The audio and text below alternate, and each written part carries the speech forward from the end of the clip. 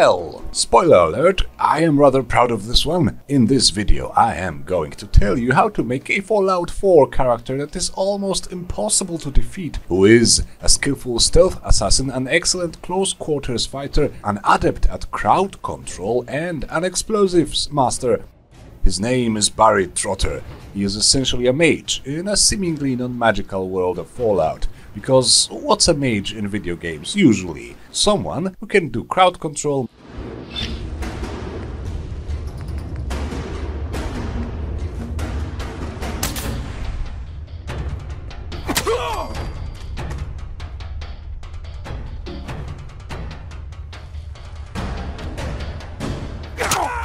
mind control,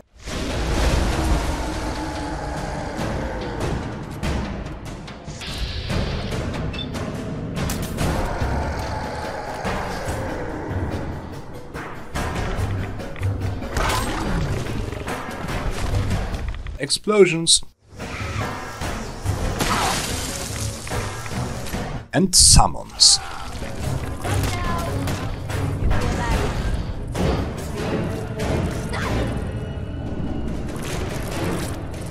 All of that is possible in Fallout 4 via different items, some of which are a tad underrated, therefore underused. So I hope you can stay with me until all of this insanity is explained. Thanks Jimmy Invictus from the comment section for the idea of emulating the mage playstyle in this game. This character is a bit more than a mage though, he is a mage warrior assassin in Elder Scrolls terms, and despite his low strength, he can excel in melee combat thanks to the most powerful magic substance in the Fallout universe, the Yaoguai roast. Yes! Due to a bug, the food item that claims to give you a measly 10 extra points to your melee damage actually multiplies your melee damage by the factor of 5. Yep, that plus some drugs and you can one-hit a death blow. Needless to say, you should build a Yaoguai farm as soon as possible, which is perfectly doable with the Contraptions DLC, but all in due time. Roleplay-wise, he is a scientist with some unorthodox ideas about the paranormal. He is naturally drawn to places where dark rituals and other gruesome mysteries happened. He likes collecting items that maybe hold some otherworldly qualities, historic artifacts and technological oddities, which explains his choice of weapons almost perfectly. Even before the bombs, when he was in the military, he opted for a desk job in some sort of a research department as soon as it was possible. He craves for power and control, and this combination of scientific inclinations and power hunger may lead him to some extremely stupid decisions like working for the Institute. Yuck! In gameplay terms, this is an endurance and intelligence build which, by a combo of items and perk synergies, is actually really good at strength and agility stuff. He can sneak kill from a distance with no trouble thanks to an instigating weapon, the Old Faithful, which can be modded into a decent sniper pistol. He can create and use explosives to its fullest, and as mentioned, he dominates in melee combat because of the Yaoguai roast magic and by using one of the most broken weapons in the game.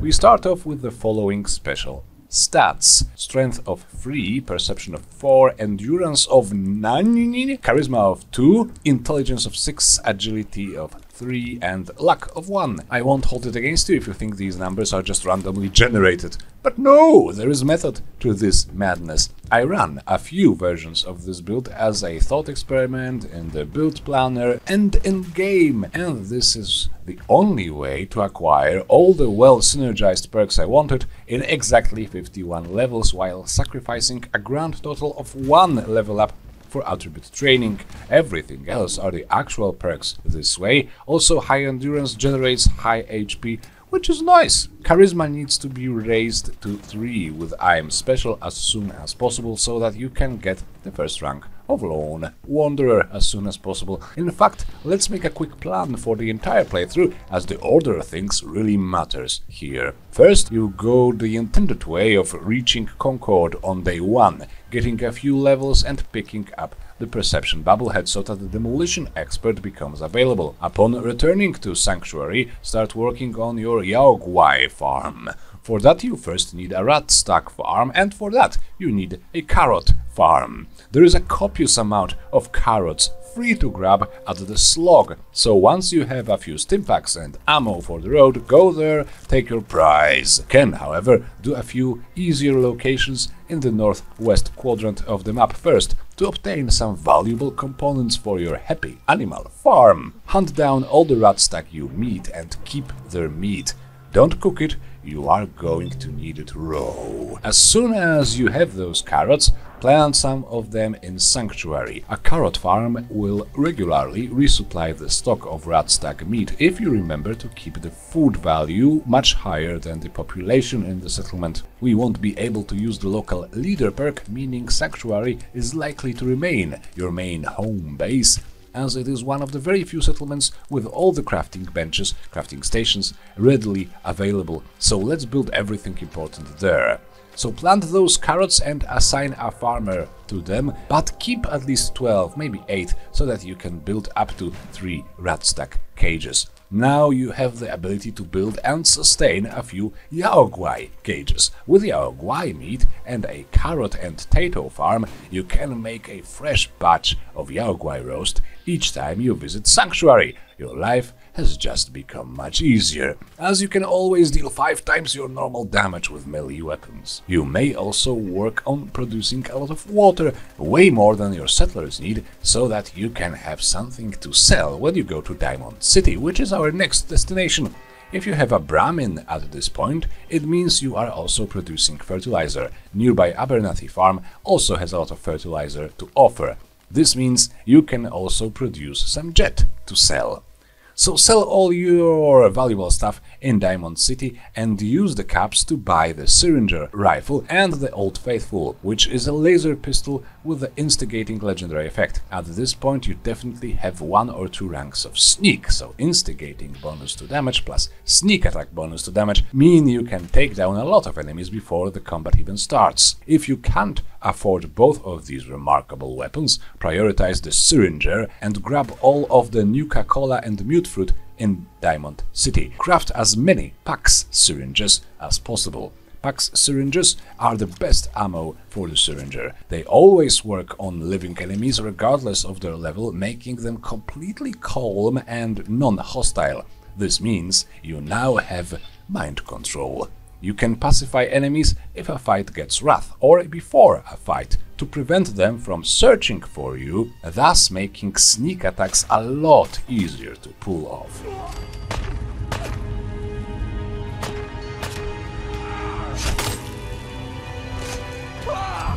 Now it's probably the best time to visit the library and get the intelligence bubblehead so that we can start unlocking the ranks of Chemist. You can skip most of the fighting in the Boston library and move on to the next step. You are going to start working for Jack Cabot now. Say humans perish from the earth, as they seem intent upon doing. Say thousands of years from now, a new civilization arose. What would they know of us? Probably for the best if it was all wiped away. Blaze through his quest line like a madman so that you can obtain Lorenzo's artifact gun, one of the best guns in the game. That also is very mysterious and nearly magical. It throws enemies to the ground if it doesn't destroy them instantly. Its damage output also increases with each rank of Explosives Expert, which we should have a few ranks of at this point. With that powerful gun, Dunwich Borers should be more or less a cakewalk, which is lovely because now we are off to obtain another mysterious, violent, overpowered weapon from that place. It's of course the Kremv's Tooth, the extremely powerful wounding and poisoning machete hidden underwater there at Dunwich. Despite being one of the most powerful melee weapons in the game, it is actually not a legendary item. So if you are lucky enough to find an interesting legendary machete, you can take the sacrificial blade off of Kremv's Tooth and put it on that machete. Now it may be the time to contact the Railroad, do a few quests for Pam and obtain the Ballistic Weave mod. You are going to wear one of the few outfits that can be worn with a full set of armor and also have ballistic weave, shirt and combat boots, as well as the trilby hat, which is one of the very few hats that can have the weave. So now you can slash people sacrificially like a boss with the power of this ungodly blade and the magic of Yaoguai roast and some decent defense. At this point we get some time for doing whatever we want, maybe progressing in the main quest, starting working for the Institute and buying some synth relay. But we will need to do the Automatron quest line at some point. It can wait until the build is nearly done, however, as we need the salvaged Assaultron head, but we need it the most only after we have Ghoulish 4, which is a perk available at level 50. It will heal us with every shot, as Ghoulish makes you regenerate health when you receive radiation damage, and the Assaultron head deals rad damage to you with each shot. Nice! Now, I also did a trip to Far Harbor to obtain the Blood Letter. It is not necessary, but as it is a family heirloom and a piece of local history, it resonated well with the character concept for me, while also being an immensely powerful melee weapon, and also a mage should have a polearm, and I am totally I am a mage, yes.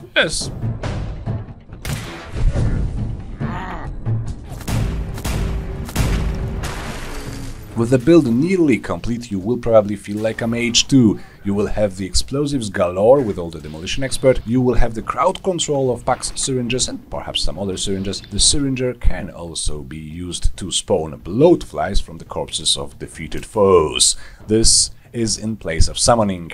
Remember to keep yourself stocked with Psycho Jet and later Ultra Jet for the slow time effect, and really you can take down everything and anything, both in open combat and from hiding, switching easily between a very tactical approach of setting up minefields and calming down enemies to the approach of sheer brute Yaoguai power. Gorgeous, wonderful. Now for the perks. Before level 10, we should grab these perks here: Sneak 1 and 2, Gunslinger 1 and 2, Lone Wanderer 1, Hacker 1, Big Leagues 1 and 2, Cap Collector 1. Most of them are for your basic combat needs, but there is also the Cap Collector. You need to buy that Old Faithful and Syringer rather early, as well as potentially start saving up for the expensive ammo for the artifact gun, the Gamma rounds. Sadly, there is no room in the perk spread for Scrounger or Scrapper. Buying ammo is your safest bet, so this one rank of Cap Collector and some personality enhancing drugs and clothing are your best bet for getting a lot of ammo early. From level 11 to 20, take these: Armorer 1 and 2, Chemist 1, Science 1 and 2, Sneak 3, Gunslinger 3, Demolition Expert 1 and 2, and Life Giver 1. Your basic combat efficiency being taken care of early means you can now put some more attention to crafting perks. Science is required for your chosen weapons. With Science 2 you can repurpose the Old Faithful as a sniper weapon with an improved long barrel and a beta wave emitter. Long barrel increases range and accuracy, the emitter adds some noticeable burning damage over time. Quite useful considering it also deals double damage to targets at full HP. Demo Expert was taken at levels 11 and 12. Sadly, it means we are 2 levels later than the earliest possible point of crafting your own cryo grenades. I didn't want to put it off for any longer than necessary, as cryo grenades can slow down the enemies in their blast, both in their movement and attack speed. Inhale some jet after throwing one and you are basically Sonic the Hedgehog, compared to them at least. It's a perfect opener for a round of good old-fashioned hacking and slashing. Oh, last chance, Jake. You don't kill the prisoner before I count to 3.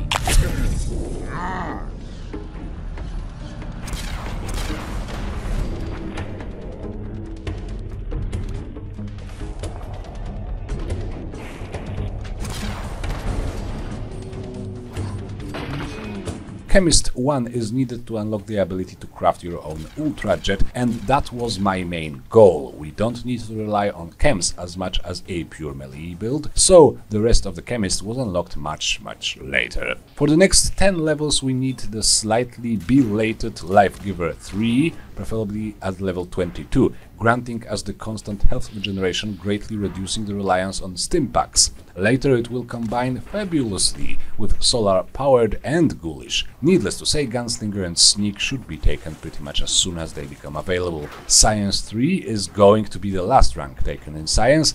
We need Science 3 to install an electric signal carrier antennae on the artifact gun, which reduces the amount of radiation damage it deals, but greatly improves the amount of energy and explosive damage. Explosive and energy damage are both affected by Demolition Expert, which in a nutshell means it will become a weapon of really effortless mass destruction in our hands. Now, after level 30, we have some catching up to do. Big Leagues 3 is a few levels late, because it doesn't matter with the Yao-Guai magic involved. The Demolition Expert for the plasma grenades, Hacker 3 and 2 ranks of Chemist. Absolutely everything was more important than Chemist, so both ranks waited for a bit. It is unfortunate that we need to wait for Hacker 3 for quite a few levels, especially that we will have no Locksmith perk. If you insist, you could consider leaving Chemist at 1 and getting some Locksmith instead, but I went with a robot with a lockpicking module taken as a company to a location I've previously cleared and secured. Don't take the robot for any serious adventures though, because it will mess up the Lone Wanderer. By the way, Lone Wanderer 3 was actually taken as soon as possible at level 40, because it's so awesome. Now, for the creme de la creme, we finished the build at level 51, not 50, because we want to have Ghoulish 4 and Solar powered at the same time, and for that we finally increase endurance to 10. Now, why do we need these two highly situational perks? The Salvaged Assaultron Head is the answer. Whenever you find yourself low on health but without too much rad damage yet, it becomes extremely useful to take out our Salvaged Assaultron Head and start blasting. It deals radiation damage to you, which means you start regenerating at an alarming rate, restoring you to about 75% HP in no time. In daylight, Solar-powered 3 will then take care of your rads incurred by the gun, which means this weird healing technique can be used again in about 30 seconds if needed. This creates an ungodly loop of radiation immortality. Now, if you also have a rad-powered legendary item on you, rads can also increase your strength, meaning you deal even more damage with your OP melee weapons, meaning you are now enticed to risk a bit and damage yourself with your own gun so that you can later charge at them with Kremp's Tooth. This is oddly satisfying. You know the weapons loadout by now. Salvaged Assaultron Head, Syringer, Artifact Gun and Kremp's Tooth are the quintessential ones. Old Faithful can be ditched late game, and the Bloodletter is basically for my amusement. And of course some grenades and mines on top of all that, because you are a wizard. For an extra magic feel, you should try to collect a few cryogenic legendary armor pieces. When you have more than one, any melee encounter can become quite amusing quite easily. So now you have a character that can do it all. Explosions, mind control, freaking bloatflies crawling out of the carcasses of his foes, freaking high damage Fusro Dagan, an evil sword dealing absurd amount of damage because Todd sort of forgot to fix that one food item. Yes, I'm blaming Todd Howard for this personally. He is symbolically responsible for all the mistakes in gaming now. He is gaming Jesus after all. I am freaking stoked. I am proud. This is a pure vanilla build, by the way. Yes, I did use some cosmetic mods, but absolutely everything this guy does in combat is vanilla. All his items are, and so on and so forth. It just shows how awesome this game can actually be if you use it to its full extent. Right, yes, now, it's all awesome and cute, but now I need to beg you for money. There is super thanks button down there. You can use it to support me financially. You can also use subscribe star for that. If not, be a trooper and leave me a like and maybe a comment. It helps more than you can think. And it is completely free. Either way, have a lot of fun and we shall see each other again. Bye.